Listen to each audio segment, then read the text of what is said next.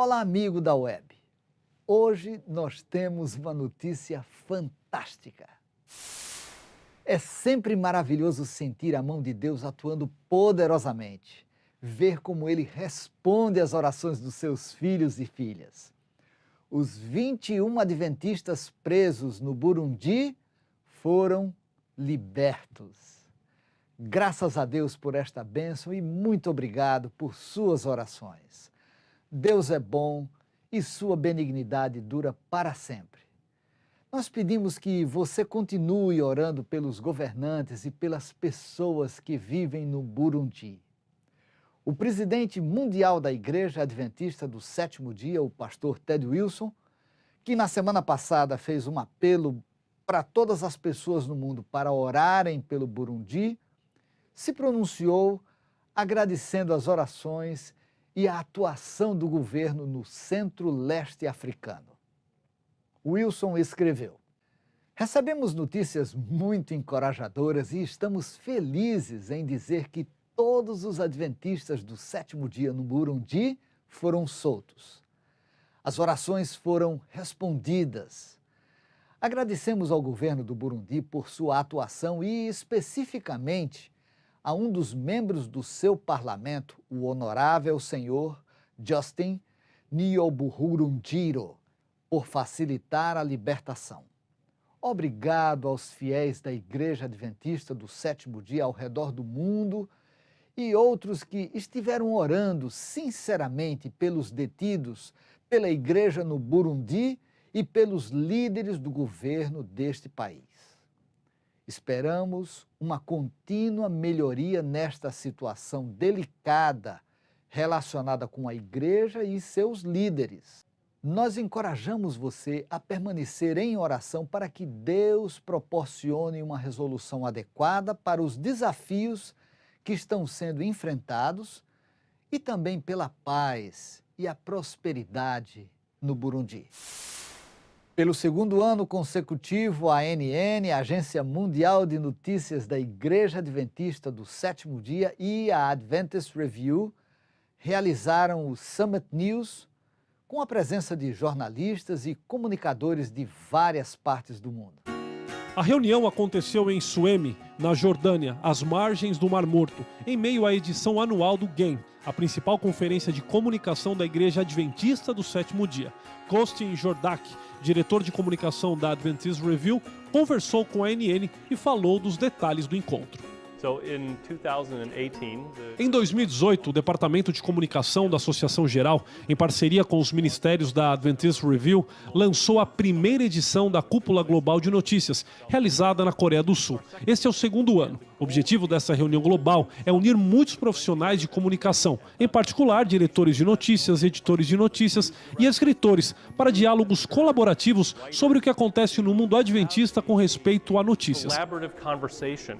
On the Seventh-day Adventist news operation around the world.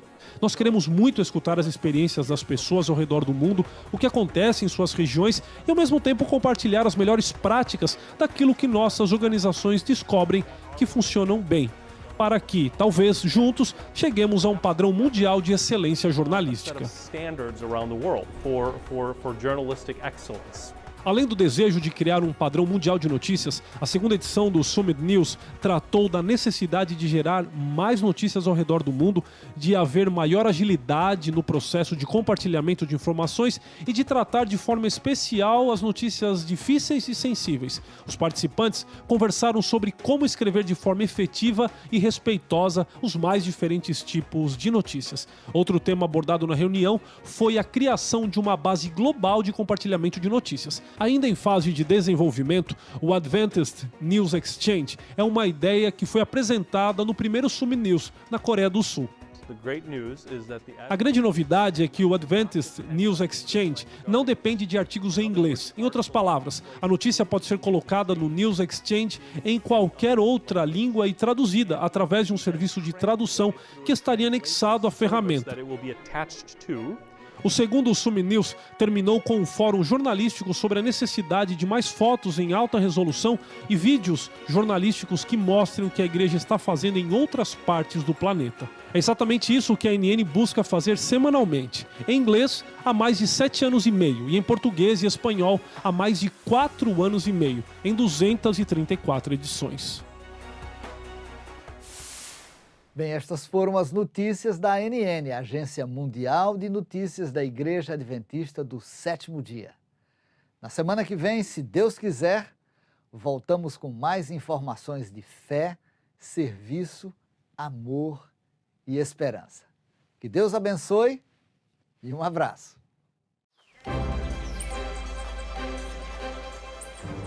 Com Bíblias na mão, esta dupla de implantadoras de igrejas começou a explorar a sua nova comunidade, apresentando-se aos vizinhos com a esperança de criarem laços com eles. Elas sabiam que falar da mensagem adventista numa cidade como Lima poderia ser um grande desafio.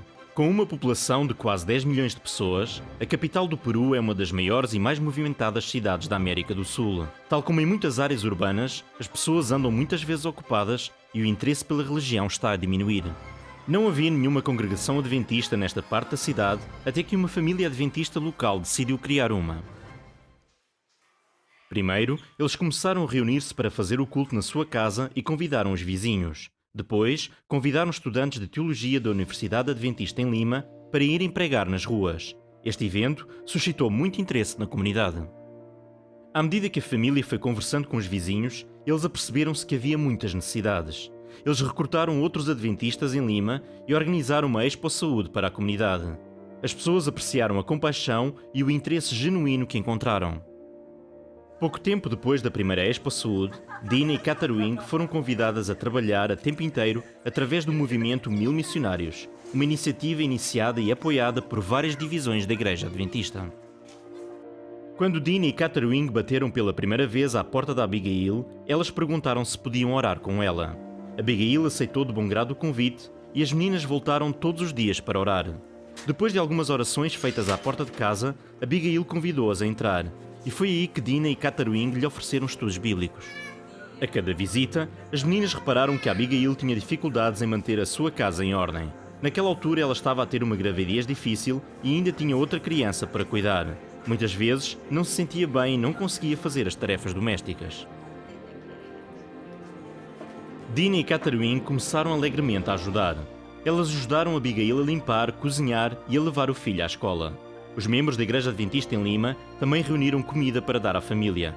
Os seus atos de bondade mostraram a Abigail o amor de Jesus.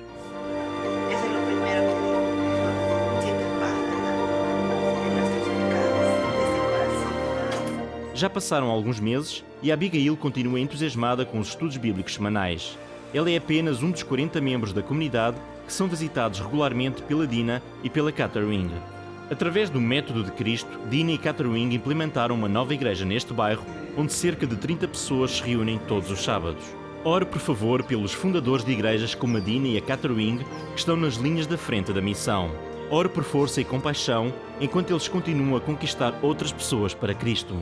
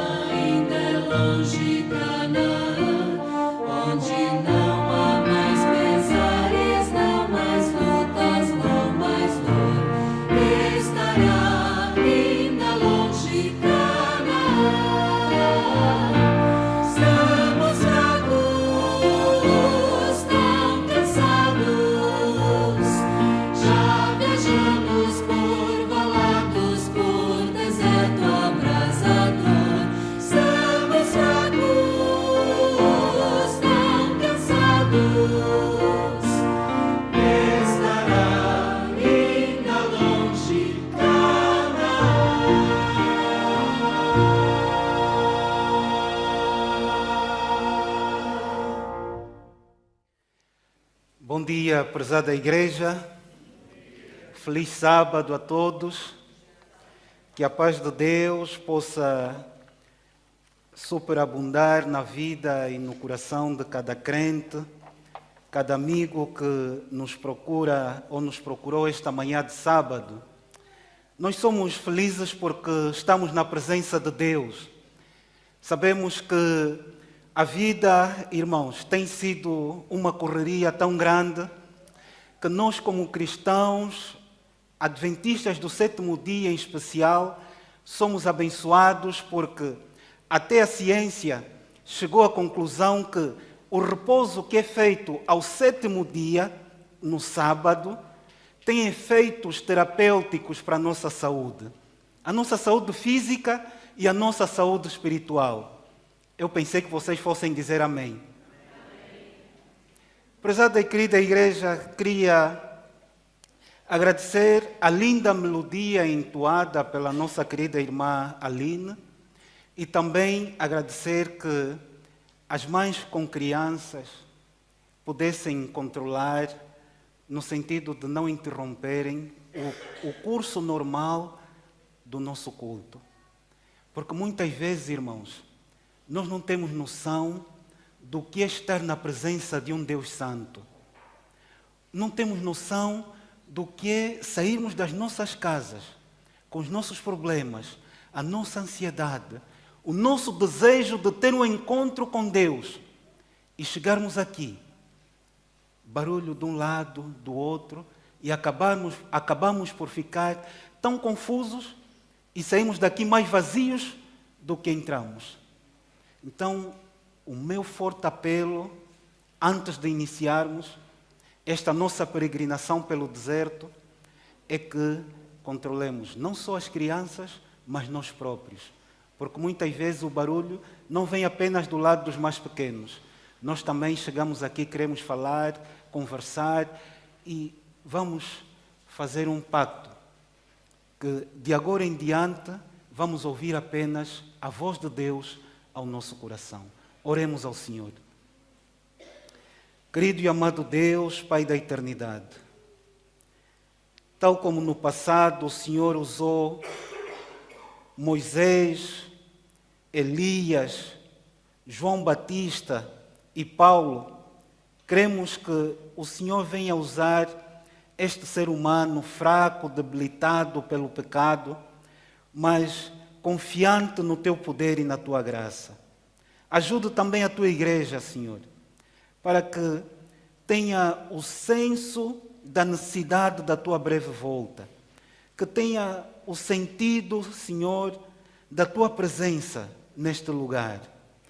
Ajude as nossas crianças que crescem aqui no nosso meio, Senhor, para que entendam a presença delas aqui neste lugar sagrado, Pai. E nós, como adultos, que mais do que falarmos, sejamos um exemplo, não só para elas, mas também para aqueles que nos observam. Tudo isso lhe pedimos na certeza de que o Senhor ouvirá a nossa prece. Em nome de Jesus oramos com fé. Amém. Prezada e querida igreja, eu trago hoje um tema que vamos falar essencialmente sobre a nossa peregrinação no deserto.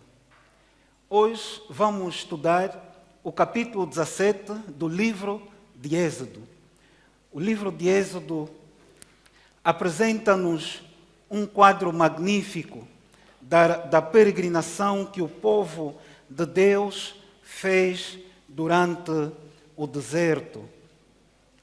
E é interessante nós dizermos que a peregrinação no deserto, irmãos, não foi simplesmente ordenada como um juízo sobre os rebeldes e murmuradores, mas servia para aquela geração que crescia como uma disciplina preparatória à entrada à terra prometida. O deserto para o povo de Israel também significava um lugar de libertação, porque, como nós sabemos, o povo andou como escravo na terra do Egito durante muitos anos e havia toda a necessidade de Deus transformar o coração e a vida daquelas pessoas, porque andavam desprovidas do caráter e das bênçãos de Deus na sua vida. E aqui nós podíamos talvez dizer que a ideia do deserto estava muito ligada com a ideia da libertação e a ideia da salvação, do que qualquer uma outra ideia. E nós nos lembramos do cativeiro que eles sofreram, como eu acabei de dizer. O povo que escapou da morte e achou favor no deserto, este é que precisava conhecer o Deus do céu.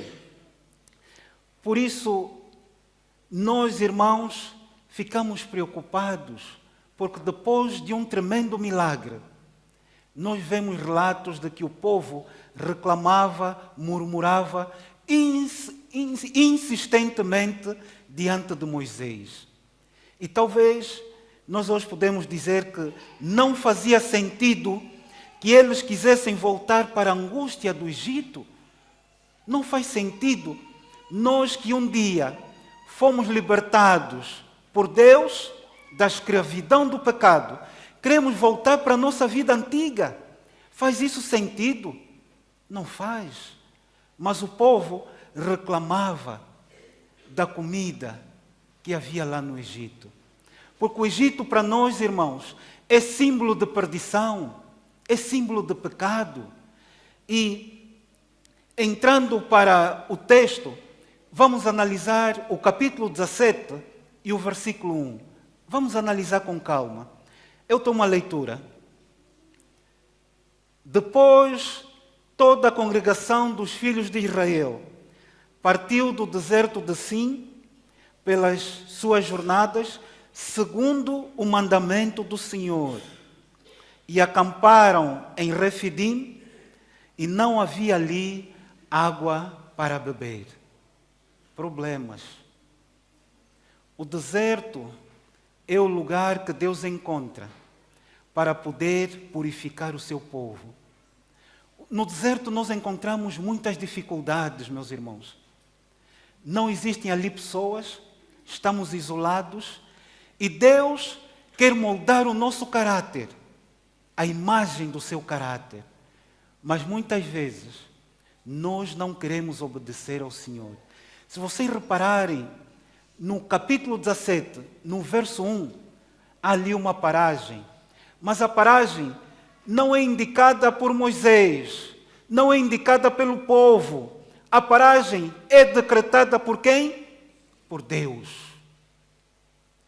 Existem momentos na minha vida que o Senhor é que vai dizer: Durão, movimenta-te até o lugar X, até o lugar Y.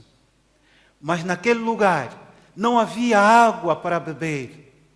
Um problema, irmãos. Como é que é possível? Então o Senhor a me conduzir, leva-me para um lugar onde não existe água. Como é que os irmãos entendem isso? Que Deus é esse, afinal?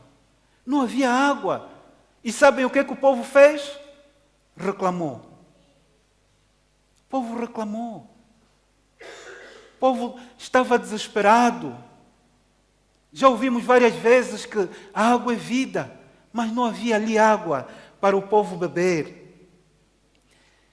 Prezada e querida igreja, Israel, tal como nós, precisava de passar por reveses a fim de crescer e amadurecer como nação santa.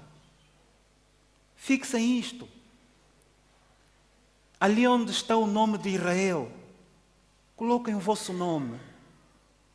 O Durão, muitas vezes, precisa de passar por reveses para que Deus possa fazer amadurecer o meu caráter. Estou eu disposto para isso? Estou eu disposto a isso, irmãos? Estará você disposto a isso? Porque o cristianismo não é apenas um cordão da sorte para as coisas irem sempre bem. Há dificuldades, há lutas, há lágrimas, irmãos. Quantas vezes já choramos por pertencermos à igreja do Senhor? Há perdas nesse caminho que nós estamos a andar e nós precisamos estar conscientes disso. Vamos avançar. O primeiro ponto foi a pausa decretada por Deus. No capítulo 17, no verso 3, eu tomo a leitura. Tendo, pois, ali o povo sede, o povo murmurou contra Moisés e disse: porque nos fizeste subir do Egito para nos matares a sede, a nós e a nossos filhos e ao nosso gado? Ser líder não é fácil, irmãos. Não é fácil sermos líderes. Há uma responsabilidade muito grande. Mas também há bênçãos. Mas a responsabilidade é maior. O líder não pode falhar. Quando o líder falha, nada se realiza. É o que eu digo muitas vezes, que na vida cristã, meus irmãos, tudo nasce de um sonho. Tudo nasce de um sonho.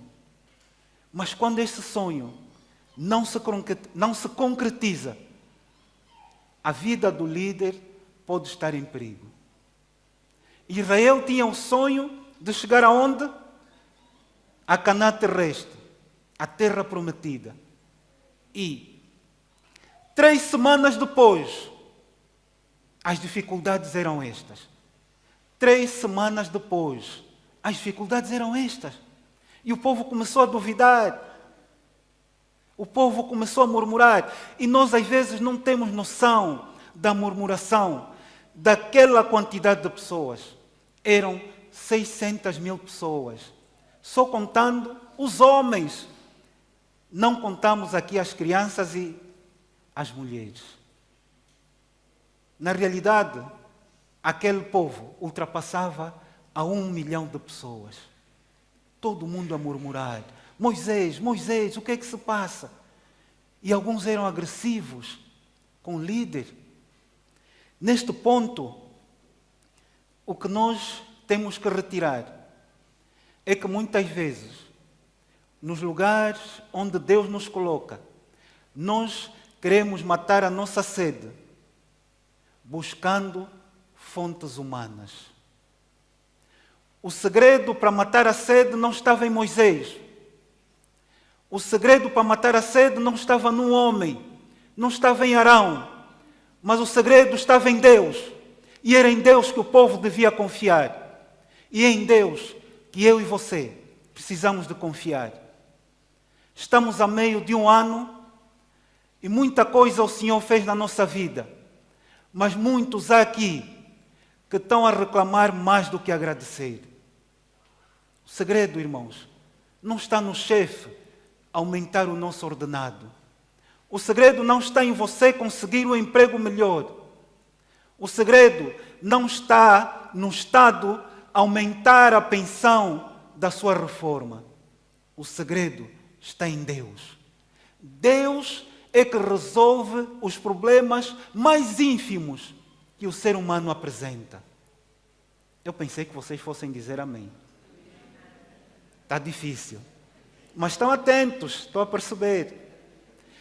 Vamos avançar. Vamos para frente, porque atrás vem gente. Agora, prezados irmãos, vamos analisar o versículo 4 do capítulo 17. E clamou Moisés ao Senhor, dizendo: que farei a este povo? Daqui a pouco me farão o quê? O povo estava nervoso. Os irmãos já viram? Quando perdemos a confiança em Deus, os nossos atos, as nossas ações, refletem o pecado que anda escondido por trás do nome do cristão. Aquele povo sabia que tinha sido escolhido para um propósito especial, mas queriam apedrejar o líder. E, se vocês não sabem, Moisés representava a figura de Cristo na presença do povo. Como é que nós entendemos isso? E aqui, um aspecto que eu gostaria de partilhar com a igreja é que, diante das crises, meus irmãos, diante das crises, o líder deve confiar em Deus. Diante dos problemas, meus irmãos e minhas irmãs, busquem apoio em Deus. Moisés foi buscar apoio em Deus. Senhor, o que farei a este povo? O que farei ao teu povo? Diante das crises, procurem o apoio de Deus, porque Deus jamais abandona os seus filhos. Vamos avançar, irmãos. Capítulo 17, o versículo 6. Eis que eu estarei ali, diz o Senhor, diante de ti, sob a rocha em Horebe, e tu ferirás a rocha, e dela sairão águas, e o povo fará o quê? E Moisés assim o fez, diante dos olhos dos anciãos de Israel. Os anciãos, eu vou começar de baixo para cima. Os anciãos de Israel tinham sido escolhidos por Moisés, indicados pelo Deus do céu, para que fossem testemunhas diante do povo. E a lição que Deus nos quer ensinar aqui é que a rocha é Cristo. Ele também é a água da vida. A rocha é Cristo, porque Ele é também a água da vida. Porque quem bebe desta água jamais terá sede. Que lição poderosa! No meio do deserto, e muitas vezes nós temos medo de fazer uma peregrinação no deserto com Deus. Por isso é que existem milagres que só acontecem na vida dos outros. Não acontece na nossa vida, porque nós temos medo. Outras vezes aceitamos, mas durante a nossa caminhada estamos mais a reclamar, a murmurar, do que estar atentos às pequenas bênçãos que Deus vai concedendo a nós durante o nosso caminho. Reparem, irmãos, 6 meses se passaram. Quantas bênçãos Deus proporcionou a cada uma das famílias que nós aqui representamos. Os irmãos já pararam para pensar nisso? Uns, durante esses 6 meses, irmãos, nenhum comprimido sequer tomaram. Muitos de nós não sabemos o que é ir a um hospital. Muitos aqui com dificuldades de emprego ou não, mas são promovidos, são respeitados nos lugares onde trabalham e nós ainda estamos aqui a reclamar. Os irmãos já viram como é que nós somos? Vamos agradecer mais a Deus. Vamos ser mais pacientes. E, avançando no nosso texto, nós ali aprendemos que Cristo é a rocha e Ele também é a água. E para terminar esta primeira parte, no versículo 7, depois de um grande milagre, reparem o que vai acontecer. Capítulo 17 do livro de Êxodo, o verso 7, diz assim: E chamou o nome daquele lugar Massá e Meribá, por causa da contenda dos filhos de Israel, e porque tentaram o Senhor, dizendo: Está o Senhor no meio de nós ou não? Os irmãos já viram? Não se esqueçam disso. Sempre que Deus fizer um milagre na minha ou na sua vida, o inimigo vai aparecer para desacreditar o milagre que Deus fez. É um milagre. Água no deserto. Os irmãos já pensaram? Água no deserto é um milagre? É ou não é? É um milagre. Mas vê, o inimigo apareceu e colocou a dúvida no coração do povo. Depois de terem visto o milagre, vê o que eles perguntam: estará o Senhor no nosso meio? Será isso verdade? Será que é mesmo Deus que fez esse milagre aqui do deserto? Os irmãos estão a perceber? Será que o Senhor está no nosso meio? Eu agora fui abençoado, tenho um carro novo. Será que é mesmo Deus que me deu essa bênção ou é fruto do meu trabalho? Cuidado. Não duvidem do Deus que nós adoramos. O nosso Deus é um Deus poderoso. Porque se nós duvidarmos, então, quando chegarem as lutas, nós seremos derrotados. Porque no texto, no versículo 8 que vamos analisar agora, há ali uma palavra que diz: então, não está assim nas vossas Bíblias? Então, porque vocês duvidaram, então, o que é que apareceu? Os amalequitas. E quem são os amalequitas? Eram descendentes de Esaú que lutaram contra o santo povo de Deus. Os irmãos estão a perceber? Capítulo 17, versículo 1. Deus pediu que o povo fizesse uma pausa.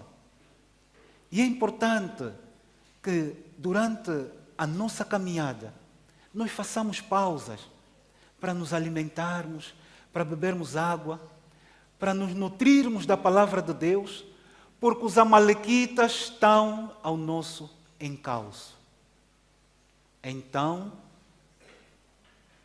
veio Amaleque e pelejou contra quem? Contra Israel. Porque os amalequitas também simbolizam os medos, as lutas que nós temos, irmãos. E se não fizermos a pausa, a paragem do versículo 1, seremos destruídos. Porque se não estivermos alimentados com a palavra de Deus, os amaleques, os amalequitas, quando aparecerem, vão destruir a nossa fé. E é isso que o Senhor nos quer transmitir esta manhã. E é isso que eu quero partilhar com a minha igreja. Avançando no estudo, vamos analisar o versículo 11 do capítulo 17. Diz assim: E acontecia que, quando Moisés levantava a sua mão, Israel fazia o quê?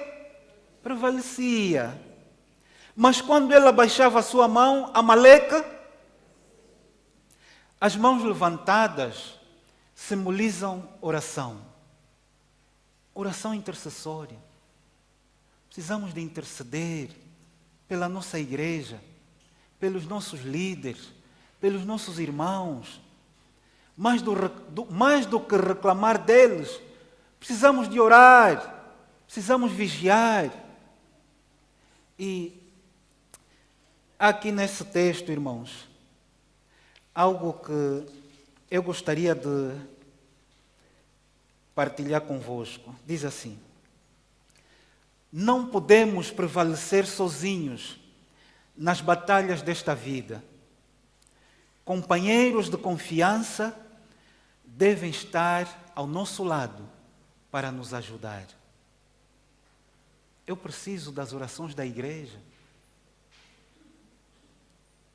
A igreja precisa de orar pelos líderes e orarmos uns pelos outros. Vocês viram a atitude de Arão e Hur, que ajudavam a levantar as mãos de Moisés? Irmãos, já viram? Precisamos de fazer isso. Ajudar o líder, auxiliar o líder, ao invés de criticarmos apenas. Auxiliar os nossos irmãos. E o verso diz que, o verso 12, porém, as mãos de Moisés eram pesadas. Por isso, tomaram uma pedra e puseram debaixo dele, para assentar-se sobre ela, e Arão e Hur sustentaram as suas mãos, um de uma banda e o outro da outra. Assim ficaram as suas mãos firmes até que o sol se pôs. Eu agora digo, Deus é que nos dá vitória, irmãos. Diante dos amalequitas, diante das lutas que nós teremos durante a nossa caminhada no deserto, Deus é que nos dá a vitória. Mas a pergunta que eu gostaria de fazer para a minha igreja é a seguinte: diante dessas lutas, de que lado é que você está? Do lado daqueles que estão a murmurar ou do lado daqueles que apoiam o líder? Do lado daqueles que apoiam e sustentam a igreja? Tal como fizeram Arão e Hur. E este Hur era filho de Caleb. Os irmãos estão a ver? De que lado é que nós estamos? Do lado do líder ou do lado da multidão que murmura? Vocês sabem que durante o ministério de Cristo, a multidão sempre foi um sinônimo de afastamento das pessoas do lado do Salvador. Pertencer à multidão pode ser um perigo para a minha vida. Por isso eu faço a pergunta: de que lado é que você está? Do lado daqueles que apoiam o líder? Do lado daqueles que protegem e defendem a igreja? Ou do lado da multidão? A resposta é individual. Agora, meus irmãos, chegamos no centro da nossa pregação desta manhã.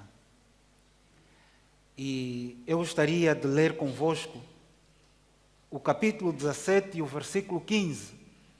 Diz assim: E Moisés edificou um altar e chamou o seu nome: O Senhor é minha bandeira. Oh, minha querida e prezada igreja, vivemos num mundo onde defendemos muitas bandeiras. A bandeira do nosso país, da nossa nação, que é Portugal. Defendemos a bandeira do nosso clube, a bandeira do nosso orgulho, da nossa prepotência, da exaltação, do eu. Mas vocês podem esquecer tudo o que eu disse esta manhã. O que eu gostaria que vocês tivessem em mente é que a bandeira mais importante que nós devemos içar, que nós devemos levantar, é a bandeira do príncipe Emanuel. Um amém fraco. Um amém tão fraco. Eu vou repetir. Nós temos muitas bandeiras neste mundo, mas a bandeira mais importante que nós devemos levantar é a bandeira do príncipe Emanuel, Jesus Cristo. Amém. Essa é a minha igreja. É verdade, irmãos. Há muitas bandeiras, há muitas causas que nós estamos aí a defender. Mas há uma que somente vale a pena, que é a bandeira de Cristo. Porque nesta caminhada, nesta jornada onde nós nos colocamos, se Cristo não for a minha bandeira, eu sou um fracassado. Se Cristo não estiver ao meu lado, eu sou um homem derrotado. Hoje, nós temos a alegria de falar ao povo de Deus por causa do que Cristo fez na minha vida, por causa daquilo que Jesus fez na vida de cada um de vocês. Então, que Deus possa abençoar a leitura e o estudo da sua palavra. Que seja para nós uma oração e a vontade do nosso Deus. Amém?